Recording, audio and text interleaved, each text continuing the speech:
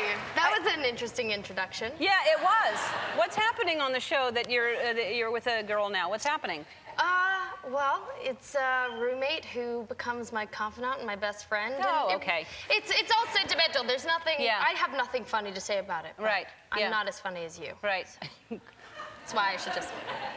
No, but it's your roommate, but I kind of know the storyline. But that's great. And it was your idea, right? It was, actually. It was something where they brought up a relationship on the show, and I was like, you know what, if you're gonna do it, why don't you do this? You know, the show's about people from all over the world in different walks of life, and this is something we haven't touched on yet. So I was very excited to be somebody who got to do that. That's great.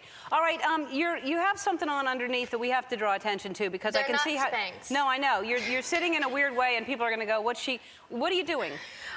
Well, I heard that you were going to try to get me in the dunk tank, so. So? I came prepared. Don't get too excited. It's really not. So you have a wetsuit on. I thought it was appropriate to come in my wetsuit. With heels. That's fantastic. Everyone should come prepared like that. Yeah, and I got my Save the Whale logo on here. O'Neill did it for us, which is awesome.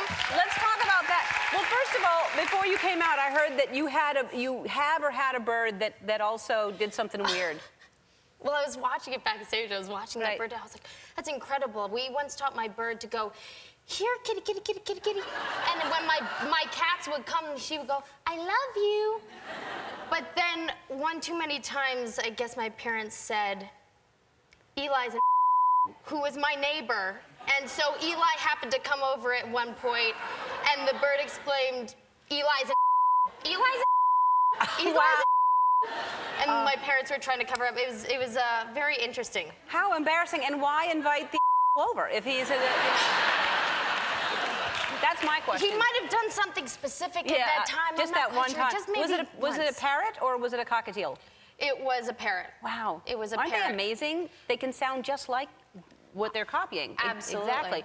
All right, so let's talk about this, because I think this is, you were here before, and since then there's a documentary, The Cove, and you really devote a lot of time trying to help animals and tell everybody, yes, exactly.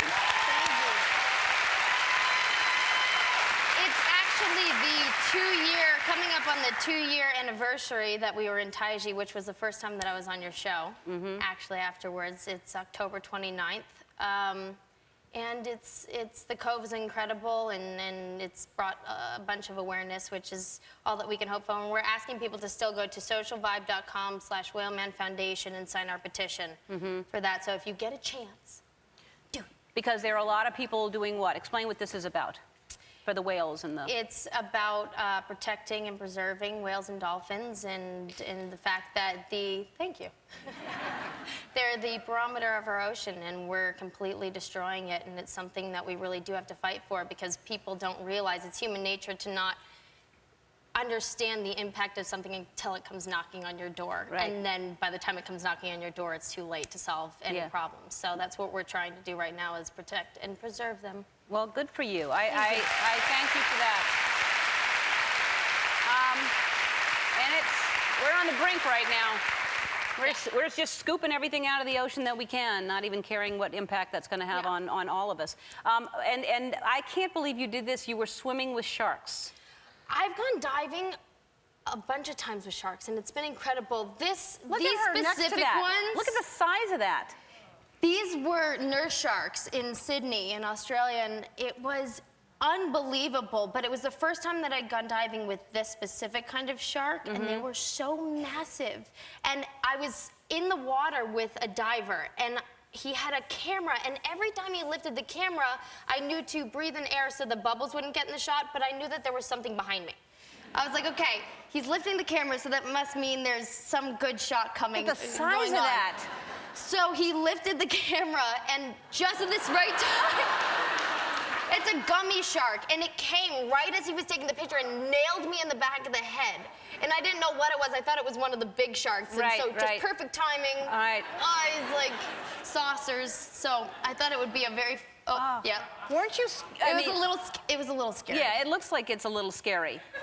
And it looks Can you see my eyes? Yeah. Like, oh Oh my God! And you do it again though? It was like a. Oh, absolutely. You feel safe there? Absolutely. Yeah.